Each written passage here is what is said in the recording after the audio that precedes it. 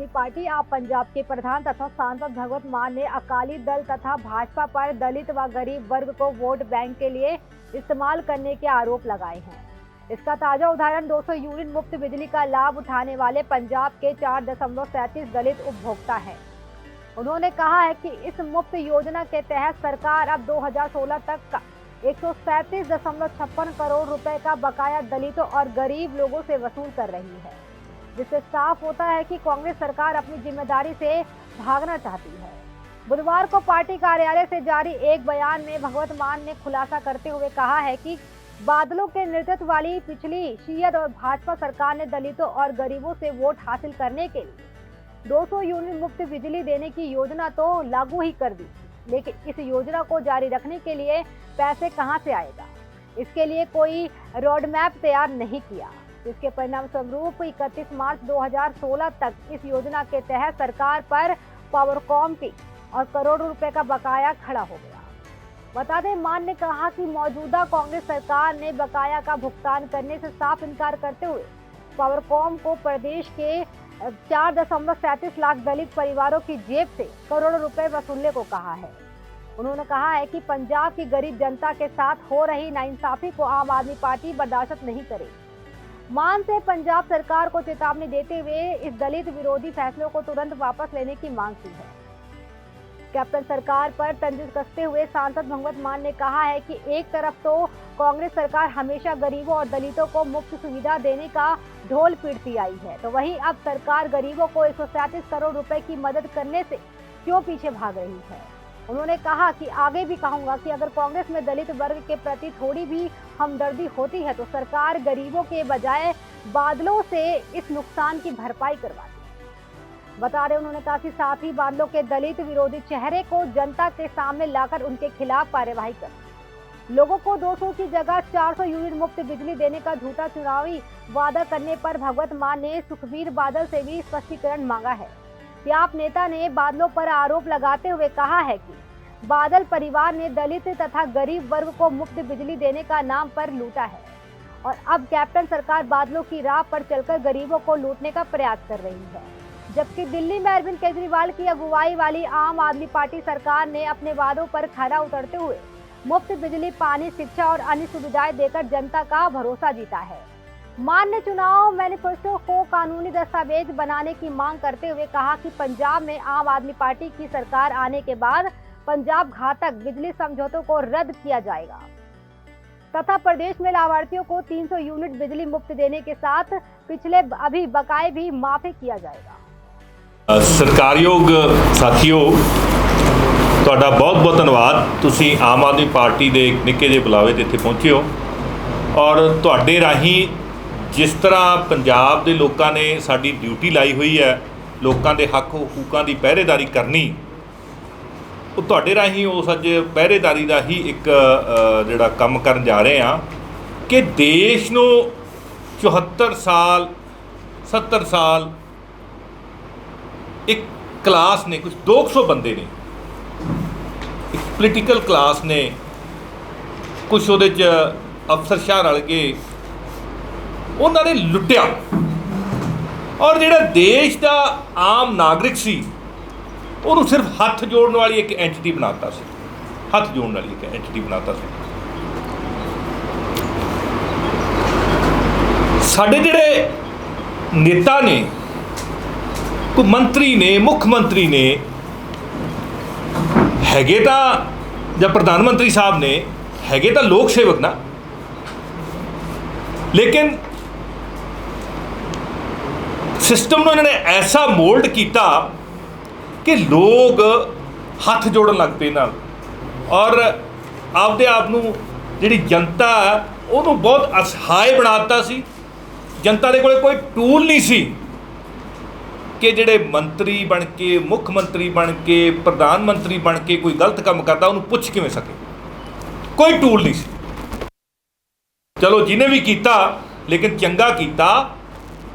2005 ਦੇ ਵਿੱਚ ਇੱਕ बहुत ਵਧੀਆ ਕਾਨੂੰਨ ਲਿਆਂਦਾ ਗਿਆ ਜਿਹੜਾ ਸੀ ਸੂਚਨਾ ਦਾ ਅਧਿਕਾਰ ਐਕਟ। ਬਹੁਤ ਵਧੀਆ ਕਾਨੂੰਨ ਲਿਆਂਦਾ ਗਿਆ ਜਿਹਦੇ ਨਾਲ ਮੇਰੇ ਦੇਸ਼ ਦੇ ਲੋਕ ਇੰਪਾਵਰਡ ਫੀਲ ਕਰਨ ਲੱਗੇ, ਥੋੜ੍ਹੀ ਤਾਕਤ ਫੀਲ ਕਰਨ ਲੱਗੇ। ਔਰ ਜਿਹੜੇ ਮੰਤਰੀ ਸੰਤਰੀ ਪ੍ਰਧਾਨ ਮੰਤਰੀ ਉਹ ਲੋਕਾਂ ਤੋਂ ਥੋੜ੍ਹਾ ਜਿਹਾ ਭੈ ਖਾਣ ਲੱਗੇ ਕਿ ਅਸੀਂ ਗਲਤ ਕੰਮ ਨਾ ਕਰੀਏ। ਆਰਟੀਆਈ ਦੇ ਵਿੱਚ ਇਹ ਲੋਕ ਲੈ ਲੈਣਗੇ, ਲੋਕਾਂ ਨੂੰ ਪਤਾ ਲੱਗ ਜਾਏਗਾ। ਔਰ 2007 ਦੀ ਮੈਂ ਗੱਲ ਤੁਹਾਡੇ ਨਾਲ ਸ਼ੇਅਰ ਕਰਨੀ ਚਾਹੁੰਦਾ ਕਿ ਦਿੱਲੀ ਦੇਸ਼ ਦੇ ਸਰਪੰਚਾਂ ਦੀ ਇੱਕ ਤਾਲ ਕਟੋਰਾ ਸਟੇਡੀਅਮ ਦੇ ਵਿੱਚ ਇੱਕ ਕੰਗਰੀਗੇਸ਼ਨ ਹੋਈ ਸੀ। ਉਦੋਂ ਦੇ ਯੂਨੀਅਨ ਮਿਨਿਸਟਰ ਨੇ ਉਹਨੂੰ ਐਡਰੈਸ ਕੀਤਾ ਸੀ ਅਤੇ ਉੱਥੇ ਇੱਕ ਕੋਈ 4.5 ਫੁੱਟ ਦਾ ਇਨਸਾਨ ਉੱਥੇ ਆਇਆ।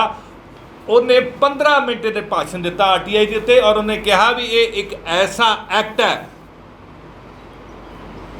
ਇੱਕ ਐਸਾ ਐਕਟ ਹੈ ਜਿਹਦੇ ਨਾਲ ਤੁਸੀਂ ਦੇਸ਼ ਨੂੰ ਸੁਧਾਰ ਸਕਦੇ ਹੋ।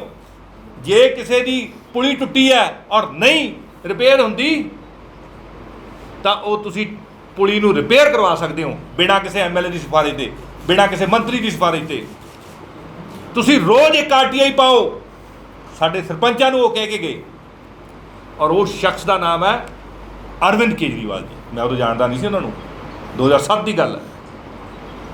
ਸੋ ਅਰਵਿੰਦ ਕੇਜਰੀਵਾਲ ਜੀ ਨੇ ਗਲੀ ਗਲੀ ਜਾ ਕੇ ਲੋਕਾਂ ਨੂੰ ਇਹ ਦੱਸਿਆ ਕਿ ਤੁਹਾਡੇ ਕੋਲੇ ਬਹੁਤ ਤਕੜਾ ਹਥਿਆਰ ਆ ਗਿਆ ਜਿਹਦੇ ਨਾਲ ਤੁਸੀਂ ਜਿਹੜੇ ਨੇਤਾ ਲੋਕ ਨੇ ਜਾਂ ਜਿਹੜੇ ਵੱਡੇ ਬਾਬੂ ਲੋਕ ਨੇ ਜਿਹੜੇ ਸਾਡੇ ਦੇਸ਼ ਨੂੰ ਲੁੱਟ ਰਹੇ ਆ, ਜਿਨ੍ਹਾਂ ਨੇ ਸਾਡੀ ਸੋਨੇ ਦੀ ਚਿੜੀ ਦੇ ਸਾਰੇ ਖੰਭ ਨੋਚ ਲਏ, ਤੁਸੀਂ ਉਹਨਾਂ ਦੇ ਕਾਲੇ ਕਾਰਨਾਮਿਆਂ ਨੂੰ ਬਾਹਰ ਲਿਆ ਸਕਦੇ ਹੋ ਤੁਸੀਂ। ਔਰ ਬਹੁਤ ਸਾਰੇ ਲੋਕਾਂ ਨੂੰ ਸਜ਼ਾਵਾਂ ਵੀ ਹੋਈਆਂ ਆਰਟੀਆਈ ਦੇ ਕਰਕੇ।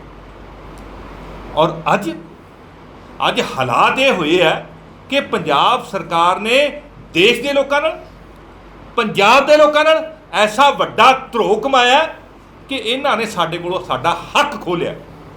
ਅਸੀਂ ਅੱਜ ਪੁੱਛ ਨਹੀਂ ਸਕਦੇ ਕਿ ਕਿਹੜੇ ਅਫਸਰ ਨੇ ਕਿਹੜੀ ਨੋਟਿੰਗ ਲਾਈ ਆ, ਕਿਹੜੇ ਅਫਸਰ ਦੀ ਕੀ ਯੋਗਤਾ, ਜਿਹਨੂੰ ਤੁਸੀਂ ਸਿਲੈਕਟ ਕੀਤਾ ਉਹਦੇ ਕਿੰਨੇ ਨੰਬਰ ਆ, ਉਹਦੇ ਸਰਟੀਫਿਕੇਟ ਦੇ ਵਿੱਚ ਕੀ ਲਿਖਿਆ, ਉਹਦੀ ਐਪਲੀਕੇਸ਼ਨ ਦੇ ਵਿੱਚ ਕੀ ਲਿਖਿਆ, ਉਹਨੇ ਕਿਹੜੇ ਕੋਟੇ ਦੇ ਵਿੱਚ ਨੌਕਰੀ ਲਈ ਹੈ। ਇਹ ਸਿਰਫ ਤੇ ਸਿਰਫ ਕੱਪੜੇਬਾਜ਼ੀ ਕਰਨ ਦੇ ਲਈ। ਆ ਪਟਵਾਰੀਆਂ ਦੀ ਹੁਣ ਭਰਤੀ ਹੋਣੀ ਹੈ, ਪੁਲਿਸ ਮੁਲਾਜ਼ਮਾਂ ਦੀ ਭਰਤੀ ਹੋਣੀ ਹੈ। ਇੱਥੋਂ ਇਹ ਪਤਾ ਲੱਗਦਾ ਇਹਨਾਂ ਨੇ ਘਪਲੇਬਾਜ਼ੀ ਕਰਨ ਦੇ ਲਈ ਪੰਜਾਬ ਦੇ ਲੋਕਾਂ ਨਾਲ ਧਰੋਹ ਕਮਾਇਆ ਕਿ ਆਰਟੀਆਈ ਐਕਟ ਦਾ ਦਾਇਰਾ ਘਟਾ ਦਿੱਤਾ। ਔਰ ਇਹ ਦੇਸ਼ ਦੇ ਨਾਲ, ਮੈਂ ਕਹਿੰਦਾ ਇਹ ਸਾਰੇ ਦੇਸ਼ ਦੇ ਆਮ ਨਾਗਰਿਕਾਂ ਨਾਲ, ਔਰ ਖਾਸ ਕਰਕੇ ਇਹਨੇ ਸ਼ੁਰੂਆਤ ਕੀਤੀ ਆ ਪੰਜਾਬ ਤੋਂ। ਇਹ ਬਹੁਤ ਵੱਡਾ ਧੋਖਾ ਹੈ। ਆਮ ਆਦਮੀ ਪਾਰਟੀ ਇਹਦਾ ਪੁਰਜ਼ੋਰ ਵਿਰੋਧ ਕਰਦੀ ਹੈ ਕਿਉਂਕਿ ਤੁਸੀਂ ਪੁੱਛ ਹੀ ਨਹੀਂ ਸਕੋਗੇ ਕਿ ਜਿਹੜਾ ਬੰਦੇ ਨੂੰ ਨੌਕਰੀ ਮਿਲੀ ਹੈ ਉਹਦੇ ਕਿੰਨੇ ਨੰਬਰ ਆਏ ਆ, ਉਹਨੇ ਕੀ ਲਿਖਿਆ ਸੀ। ਜਿਹੜੇ ਬੱਚੇ ਨੇ, ਗਰੀਬ ਬੱਚੇ ਦੇ ਮਾਂ-ਬਾਪ ਨੇ ਆਪਦਾ ਢਿੱਡ ਪੇਟ ਬੰਨ੍ਹ ਕੇ ਉਹਨੂੰ ਪਾਲਿਆ, ਉਹਨੂੰ ਪੜ੍ਹਾਇਆ, ਕਿੱਡੀ ਮਹਿੰਗੀ ਐਜੂਕੇਸ਼ਨ ਆ, ਉਹਨੂੰ ਪੇਪਰ ਦੇਣ ਦਾ ਉਹ ਜਿਹੜੇ ਕੰਪੀਟੀਟਿਵ ਐਗਜ਼ਾਮ ਆ ਉਹਦੇ ਵਿੱਚ ਬੈਠਣ ਯੋਗ ਬਣਾਇਆ। ਅਗਰ ਉਹਨੂੰ ਲੱਗਦਾ ਕਿ ਮੇਰੇ ਨਾਲ ਧੱਕਾ ਹੋਇਆ, ਪਹਿਲਾਂ ਉਹ ਆਰਟੀਆਈ ਦੇ ਵਿੱਚ ਪੁੱਛ ਸਕਦਾ ਸੀ। ਲੇਕਿਨ ਇਹ ਕਾਂਗਰਸ ਦੀ ਸਰਕਾਰ, ਜਿਹੜੀ ਸਿੱਧੂ ਸਾਹਿਬ ਕਹਿੰਦੇ ਕਿ ਸਾਡੀ ਜਿਹੜੀ ਸਰਕਾਰ ਹੈ ਕੈਪਟਨ ਅਮਰਿੰਦਰ ਸਿੰਘ ਦੀ ਸਰਕਾਰ, ਇਹਨੇ ਉਹਨਾਂ ਮਾਪਿਆਂ ਨਾਲ ਔਰ ਸਾਡੇ ਲੱਖਾਂ ਬੇਰੁਜ਼ਗਾਰ ਨੌਜਵਾਨਾਂ ਨਾਲ, ਜਿਹੜੇ ਵਿਚਾਰੇ ਪਿੰਡਾਂ ਦੇ ਵਿੱਚ ਬੈਠੇ ਆਮ ਲੋਕ ਹੈ, ਉਹਨਾਂ ਦੇ ਨਾਲ, ਸ਼ਹਿਰਾਂ ਦੇ ਵਿੱਚ ਛੋਟੇ ਕਾਰੋਬਾਰੀ ਜਿਨ੍ਹਾਂ ਦਾ ਸੁਪਨਾ ਕਿ ਸਾਡੇ ਬੱਚੇ ਵੀ ਸਰਕਾਰੀ ਨੌਕਰੀਆਂ ਲੱਗਣਗੇ, ਸਾਡੀਆਂ ਗਲੀਆਂ ਦੇ ਵਿੱਚ ਜਿਹੜੀ ਕਰਪਸ਼ਨ ਹੁੰਦੀ ਹੈ, ਸਾਡੇ ਪਾਣੀ ਸਾਫ਼ ਕਿਉਂ ਨਹੀਂ ਹੁੰਦਾ, ਉਹਦੀ ਕਰਪਸ਼ਨ ਕਿਵੇਂ ਰੋਕਣੀ ਹੈ। ਇਸ ਸਾਰੇ ਕਾਸੇ ਦੇ ਉੱਤੇ ਪਰਦਾ ਪਾਉਣ ਦੇ ਲਈ, ਆਪਦੇ ਕਾਲੇ ਕਾਰਨਾਮਿਆਂ ਦੇ ਉੱਤੇ ਪਰਦਾ ਪਾਉਣ ਦੇ ਲਈ ਅੱਜ ਐਡਾ ਇੱਕ ਭਿਆਨਕ, ਮੈਂ ਕਹਿੰਦਾ ਇਹ ਬਹੁਤ ਭਿਆਨਕ, ਮੰਦਭਾਗਾ ਅਤੇ ਸ਼ਰਮਨਾਕ ਜਿਹੜਾ ਸਟੈਪ ਇਹ ਲਿਆ, ਜਿਹੜਾ ਇਹਨਾਂ ਨੇ ਆਰਟੀਆਈ ਦੇ ਦਾਇਰੇ ਨੂੰ ਸੀਮਿਤ ਕਰ ਦਿੱਤਾ ਗਿਆ। ਔਰ ਜੇਕਰ ਪੰਜਾਬ ਸਰਕਾਰ, ਕਾਂਗਰਸ ਦੀ ਸਰਕਾਰ, ਇਹ ਠੋਕੋ ਤਾਲੀ ਵਾਲੀ ਸਰਕਾਰ, ਕੈਪਟਨ ਅਮਰਿੰਦਰ ਸਿੰਘ ਦੀ ਸਰਕਾਰ ਇਸ ਫੈਸਲੇ ਨੂੰ ਵਾਪਸ ਨਹੀਂ ਲੈਂਦੀ ਤਾਂ ਆਮ ਆਦਮੀ ਪਾਰਟੀ ਇਹਦੇ ਖਿਲਾਫ ਸੰਘਰਸ਼ ਕਰੇਗੀ ਔਰ ਉਦੋਂ ਤੱਕ ਕਰੇਗੀ ਜਦੋਂ ਤੱਕ ਇਹ ਵਾਪਸ ਨਹੀਂ ਲੈ ਲੈਂਦੇ। ਧੰਨਵਾਦ। ਇੱਥੇ ਬਸ ਨਹੀਂ, ਜਿਹੜਾ ਪੰਜਾਬ ਸਰਕਾਰ ਦਾ ਆਰਟੀਆਈ ਨੂੰ ਸੂਚਨਾ ਦੇ ਅਧਿਕਾਰ ਕਾਨੂੰਨ ਨੂੰ ਖਤਮ ਕਰਨ ਦਾ ਇਹਦਾ ਇੱਕ ਹੋਰ ਸੱਟ ਮਾਰੀ ਹੈ। ਪਰ ਇਸ ਤੋਂ ਪਹਿਲਾਂ ਮੈਂ ਤੁਹਾਨੂੰ ਕੋਈ ਡਾਕੂਮੈਂਟ ਹੋਰ ਦਿਖਾਉਣੇ ਚਾਹੂੰਗਾ। ਅੱਜ ਆਮ ਤੌਰ 'ਤੇ ਜਿਹੜਾ ਸਭ ਤੋਂ ਜ਼ਰੂਰੀ ਵਿਸ਼ਾ ਸਿੱਖਿਆ ਦਾ, ਪੰਜਾਬ ਸਰਕਾਰ ਦੇ ਕੋਲੋਂ ਇੱਕ ਜਾਣਕਾਰੀ ਮੰਗੀ ਸੀ ਕਿ ਸੈਕੰਡਰੀ ਸਕੂਲਾਂ ਦੇ ਵਿੱਚ ਲੈਕਚਰਾਂ ਦੀ ਗਿਣਤੀ ਬਾਰੇ ਸਬਜੈਕਟ ਵਾਈਜ਼, ਪਰ ਤੁਹਾਨੂੰ ਮੈਂ ਜਵਾਬ ਪੜ੍ਹ ਕੇ ਇਹਨਾਂ ਦਾ ਸੁਣਾਉਣਾ ਚਾਹੂੰਗਾ, ਜਿੱਥੋਂ ਪਤਾ ਲੱਗਦਾ ਕਿ ਇਹ ਕਿਸ ਤਰ੍ਹਾਂ RTI ਐਕਟ ਨੂੰ ਖਤਮ ਕਰ ਰਹੇ ਆ। ਉਹਦੇ ਜਵਾਬ ਦੇ ਵਿੱਚ ਜਿਹੜੇ DPI ਸੈਕੰਡਰੀ ਸਿੱਖਿਆ ਉਹਨਾਂ ਨੇ ਲਿਖਿਆ, ਕਹਿੰਦੇ ਅਸੀਂ ਤੁਹਾਨੂੰ ਲੈਕਚਰਾਂ ਦੀ ਗਿਣਤੀ ਨਹੀਂ ਦੇ ਸਕਦੇ ਕਿਉਂਕਿ ਇਹ ਵੱਧਦੀ ਘਟਦੀ ਰਹਿੰਦੀ ਹੈ। ਜਦਕਿ ਉਹਨਾਂ ਨੂੰ ਬਾਰ-ਬਾਰ ਅਪੀਲ ਵੀ ਕੀਤੀ ਗਈ ਕਿ ਐਜ਼ ਪਰ ਐਕਟ ਜਿਸ ਵੇਲੇ ਅਸੀਂ ਤੁਹਾਡੇ ਕੋਲੋਂ RTI ਦੇ ਤਹਿਤ ਇਨਫੋਰਮੇਸ਼ਨ ਮੰਗ ਰਹੇ ਹਾਂ, ਤੁਸੀਂ ਉਸ ਸਮੇਂ ਦੀ ਦੇ ਦਿਓ, ਜਿਹੜੀ ਵੱਧਦੀ ਘਟਦੀ ਉਹ ਵਧਾ ਲਿਓ ਜਾਂ ਘਟਾ ਲਿਓ, ਉਹ ਅੱਡ ਵਿਸ਼ਾ ਹੈ।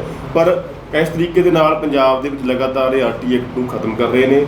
ਇਸ ਤੋਂ ਬਿਨਾਂ ਵੀ ਇਸ ਐਕਟ ਦੇ ਮੁਤਾਬਕ, ਐਕਟ ਦੀਆਂ ਪ੍ਰੋਵੀਜ਼ਨਸ ਦੇ ਮੁਤਾਬਕ ਇਹ ਸਰਕਾਰ ਦੀ ਜ਼ਿੰਮੇਵਾਰੀ ਬਣਦੀ ਹੈ ਕਿ ਹਰ ਚੀਜ਼ ਦੇ ਲਈ ਪੰਜਾਬੀਆਂ ਨੂੰ ਅਰਜ਼ੀ ਨਾ ਦੇਣੀ ਪਵੇ RTI ਐਕਟ ਦੇ ਤਹਿਤ, ਸਗੋਂ ਮੈਕਸਿਮਮ ਜਾਣਕਾਰੀਆਂ ਆਪਣੀਆਂ ਵੈਬਸਾਈਟਸ ਦੇ ਉੱਪਰ ਆਪਣੇ ਆਪ ਹੀ ਪਬਲਿਕ ਡੋਮੇਨ ਦੇ ਵਿੱਚ ਅਪਡੇਟ ਕਰਨ, ਜਿਹੜੀਆਂ ਕਿ ਨਾ ਤਾਂ ਪਿਛਲੀ ਬਾਦਲ ਸਰਕਾਰ ਨੇ ਨਾ ਹੋਣ ਵਾਲੀ ਸਰਕਾਰ ਨੇ ਹੁਣ ਤੱਕ ਨਹੀਂ ਕੀਤੀਆਂ। ਹੁਣ ਤੱਕ ਲੋਕਾਂ ਨੂੰ RTI ਦੇ ਤਹਿਤ ਜਾਣਕਾਰੀ ਲੈਣ ਦੇ ਲਈ ਪਹਿਲਾਂ ਅਰਜ਼ੀਆਂ ਦੇਣੀਆਂ ਪੈਂਦੀਆਂ, ਧੱਕੇ ਖਾਣੇ ਪੈਂਦੇ ਹੈ। ਉਸ ਤੋਂ ਬਾਅਦ 'ਚ ਕਮਿਸ਼ਨ ਦੇ ਵਿੱਚ ਜੇ ਕੋਈ ਕੰਪਲੇਂਟ ਲਾ ਦਈਏ ਤਾਂ ਕਮਿਸ਼ਨ ਦੇ ਵਿੱਚ ਉਹਦੀ ਬਾਰੀ ਕਈ ਮਹੀਨੇ ਬਾਅਦ 'ਚ ਆਉਂਦੀ ਹੈ। ਉਦੋਂ ਤੱਕ ਜਿਹੜਾ ਐਪਲੀਕੈਂਟ ਹੈ, ਇੱਕ ਆਮ ਪੰਜਾਬੀ ਹੈ, ਉਹ ਖੱਪ ਲੈਂਦਾ, ਇੰਨਾ ਹਰਾਸ ਹੋ ਜਾਂਦਾ, ਕਹਿੰਦਾ ਕਿ ਯਾਰ ਮੈਂ ਇਹ ਸੂਚਨਾ ਜਿਹੜੀ ਨਹੀਂ ਲੈਣੀ ਹੈ। ਉਹਦੇ ਕੋਲ ਇੰਨੀ ਜ਼ਿਆਦਾ ਜਿਹੜੇ ਸਾਧਨ ਨੇ। ਜੇ ਹੁਣ ਜਿਹੜਾ ਅੱਜ ਦਾ ਨਵਾਂ ਲੈਟਰ ਆਇਆ, ਇਸ ਲੈਟਰ ਦੇ ਮੁਤਾਬਕ ਜਿੰਨੀਆਂ ਚੀਜ਼ਾਂ ਹੁਣ ਤੱਕ ਅਸੀਂ ਪਬਲਿਕ ਡੋਮੇਨ ਦੇ ਵਿੱਚ ਲੈ ਕੇ ਆਏ ਹਾਂ ਇਸ ਐਕਟ ਦੇ ਤਹਿਤ, ਉਹ ਭਵਿੱਖ ਦੇ ਵਿੱਚ ਆਉਣੀਆਂ ਬੰਦ ਹੋ ਜਾਣਗੀਆਂ। ਚਾਹੇ ਉਹ ਬਾਦਲਾਂ ਦੇ ਐਵੀਏਸ਼ਨ ਐਕਸਪੈਂਸਿਸ, ਉਹ RTI ਐਕਟ ਦੇ ਤਹਿਤ ਅਸੀਂ ਤੁਹਾਡੇ ਸਾਹਮਣੇ ਰੱਖੇ ਸੀ ਕਿ ਕਈ 100 ਕਰੋੜ ਦੇ ਉਹਨਾਂ ਨੇ 10 ਸਾਲਾਂ ਦੇ ਵਿੱਚ ਬਾਲਾਸਰ ਫਾਰਮ ਦੇ ਹਵਾਈ ਝੂਟਿਆਂ ਦੇ ਲਈ ਖਰਚ ਕਰਤੇ ਸੀਗੇ। ਉਸ ਤੋਂ ਬਾਅਦ 'ਚ ਇਹ ਵੀ RTI ਐਕਟ ਦੇ ਤਹਿਤ ਅਸੀਂ ਤੁਹਾਡੇ ਆਮ ਆਦਮੀ ਪਾਰਟੀ ਵੱਲੋਂ ਤੁਹਾਡੇ ਮੀਡੀਆ ਦੇ ਰਾਹੀਂ ਲੋਕਾਂ 'ਚ ਗੱਲ ਰੱਖੀ ਸੀ ਕਿ 1.5 ਸਾਲ ਦੇ ਵਿੱਚ ਸਾਡੇ ਕੈਬਨਿਟ ਮੰਤਰੀਆਂ ਦਾ ਤੇਲ ਦਾ ਖਰਚਾ 30 ਕਰੋੜ ਰੁਪਏ ਦਾ, ਔਰ ਬਾਦਲ ਪਰਿਵਾਰ ਦਾ ਉਹਦੇ 'ਚੋਂ ਇਕੱਲੇ ਦਾ 14 ਕਰੋੜ ਦਾ ਸੀਗਾ। ਪਰ ਜਿਹੜਾ ਨਵਾਂ ਲੈਟਰ ਹੈ ਇਹਦੇ ਤਹਿਤ ਤਾਂ ਉਹਨੇ ਕਹਿ ਦਿਆ ਕਰਨਗੇ ਕਿ ਜਿਹੜੀ ਪਰਸਨਲ ਇਨਫੋਰਮੇਸ਼ਨ ਹੈ ਅਸੀਂ ਨਹੀਂ ਦੇ ਸਕਦੇ। ਇਹ ਸਾਰੀਆਂ ਚੀਜ਼ਾਂ ਹੁਣ ਪਬਲਿਕ ਡੋਮੇਨ ਦੇ ਵਿੱਚ ਆਉਣੀਆਂ ਬੰਦ ਹੋ ਜਾਣਗੀਆਂ। ਕੈਪਟਨ ਸਰਕਾਰ ਦੀ ਜਿਹੜੀ ਆ ਨਵਾਂ ਅਟੈਕ ਇਹਨਾਂ ਨੇ ਆਪਣੀ ਜਿਹੜੀ ਕੇਂਦਰ ਦੀ ਆਪਣੀ ਸਰਕਾਰ ਦੁਆਰਾ ਬਣਾਏ ਗਏ RTI ਐਕਟ ਦੇ ਉੱਪਰ ਇਹਨਾਂ ਨੇ ਕੀਤਾ, ਇਹਦੇ ਨਾਲ ਆਹ ਸਭ ਚੀਜ਼ਾਂ ਪਬਲਿਕ ਡੋਮੇਨ 'ਚ ਆਉਣੀਆਂ ਬੰਦ ਹੋ ਜਾਣਗੀਆਂ। ਔਰ ਜਿਹੜੀਆਂ ਪੰਜਾਬ ਦੇ ਵਿੱਚ ਅੱਜ ਵੱਖ-ਵੱਖ ਤਰ੍ਹਾਂ ਦੀਆਂ ਭਰਤੀਆਂ ਚੱਲ ਰਹੀਆਂ, ਭਰਤੀਆਂ ਦੇ ਵਿੱਚ ਬੇਰੁਜ਼ਗਾਰ ਨੌਜਵਾਨਾਂ ਦੀ ਲੁੱਟ ਹੋ ਰਹੀ ਹੈ। ਉਹ ਕਿਤੇ ਨਾ ਕਿਤੇ ਅੱਗੇ ਪੁੱਛਿਆ ਜਾਂਦਾ ਸੀਗਾ ਕਿ ਜਿਹੜਾ ਇਹ ਪੈਸਾ ਉਹ ਕਿੱਥੇ ਜਾ ਰਿਹਾ, SS ਬੋਰਡ ਜਾਂ ਹੋਰ ਜਿਹੜੇ ਬੋਰਡ ਐਗਜ਼ਾਮ ਕੰਡਕਟ ਕਰਦੇ ਆ, ਉਹ ਵਿਦਿਆਰਥੀਆਂ ਦੇ ਕੋਲੋਂ ਜਿਹੜਾ ਪੈਸਾ ਲੁੱਟਿਆ ਜਾ ਰਿਹਾ ਉਹ ਕਿੱਥੇ ਜਾ ਰਿਹਾ। ਉਹ ਆਉਣ ਵਾਲੇ ਸਮੇਂ ਦੇ ਵਿੱਚ ਹੁਣ ਇਹ ਚੀਜ਼ ਨਾਮੁਮਕਿਨ ਹੋ ਜਾਏਗੀ ਪੁੱਛਣਾ।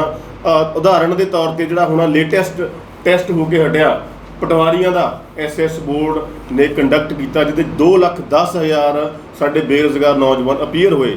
ਤੁਹਾਨੂੰ ਵੀ ਪਤਾ ਹੋਣਾ ਕਿ ਸੋਸ਼ਲ ਮੀਡੀਆ ਤੇ ਵੀ ਸਭ ਪਾਸੇ ਚੀਜ਼ ਜਨਤਕ ਹੋ ਚੁੱਕੀ ਹੈ ਕਿ ਉਸ ਟੈਸਟ ਦੇ ਵਿੱਚ 5 ਸਵਾਲ ਜਿਹੜੇ ਉਹ ਗਲਤ ਸੀਗੇ। ਪਰ SS ਬੋਰਡ ਨੇ ਕੀ ਕੀਤਾ, ਬਹਿਲ ਸਾਹਿਬ ਨੇ, ਉਹਨਾਂ ਨੇ ਆਪਣੀ ਉਸ ਗਲਤੀ ਨੂੰ ਸੁਧਾਰਨ ਦੀ ਬਜਾਏ ਕਿ ਜ਼ਿੰਮੇਵਾਰੀ ਲੈ ਕੇ ਉਸ ਗਲਤੀ ਨੂੰ ਸੁਧਾਰਨ ਦੀ ਬਜਾਏ ਉਲਟਾ ਇਹ ਲੈਟਰ ਜਾਰੀ ਕਰ ਦਿੱਤਾ ਕਿ ਜੇ 5 ਸਵਾਲ ਕਿਸੇ ਨੂੰ ਗਲਤ ਲੱਗਦੇ ਹੈ ਤਾਂ ਹਰ ਐਪਲੀਕੈਂਟ ਪ੍ਰਤੀ ਸਵਾਲ 500 ਰੁਪਈਆ ਪਹਿਲਾਂ ਜਮ੍ਹਾਂ ਕਰਾਵੇ ਆਪਣਾ ਆਬਜੈਕਸ਼ਨ ਦੇਣ ਦੇ ਲਈ। ਮਤਲਬ ਜੇ 2,10,000 ਵਿਦਿਆਰਥੀ ਹੈ, 2500 ਕੱਲਾ ਜਮ੍ਹਾਂ ਕਰਾਵੇ, 550 ਕਰੋੜ ਰੁਪਈਆ ਪਹਿਲਾਂ ਇਹਨਾਂ ਨੂੰ ਜਮ੍ਹਾਂ ਕਰਾਵੇ ਬਹਿਲ ਸਾਹਿਬ ਨੂੰ, ਫਿਰ ਇਹਨਾਂ ਨੂੰ ਪਤਾ ਲੱਗਣਾ ਕਿ ਗਲਤ ਹੈ। ਇਹ ਸਾਰੀਆਂ ਚੀਜ਼ਾਂ ਜਿਹੜੀਆਂ ਲੋਕਾਂ ਦੇ ਵਿੱਚ ਲੈ ਕੇ ਆਉਣ ਦਾ ਕਿ ਸੈਂਕੜੇ ਕਰੋੜ ਰੁਪਈਏ ਕਿੱਥੇ ਜਾ ਰਹੇ ਨੇ, ਇੱਕੋ ਹੀ ਤਰੀਕਾ ਸੀਗਾ RTI ਐਕਟ।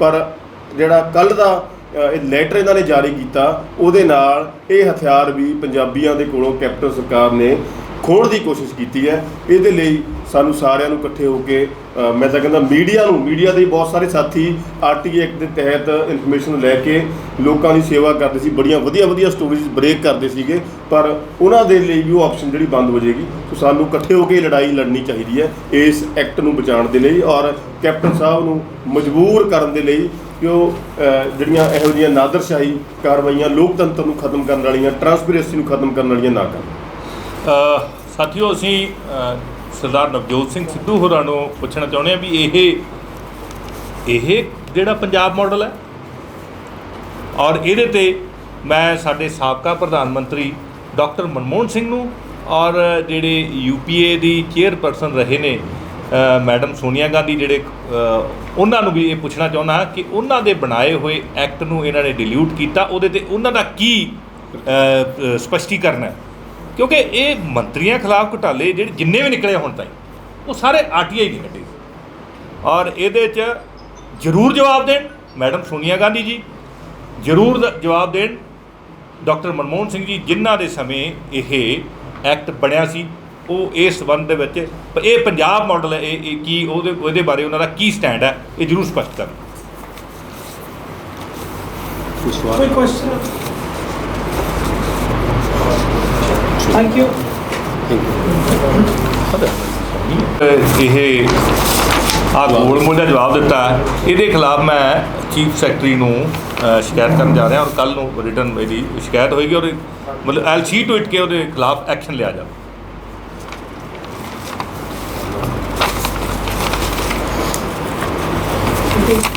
ਠੀਕ ਹੈ, right sir, thank you sir. Sir ਇਹ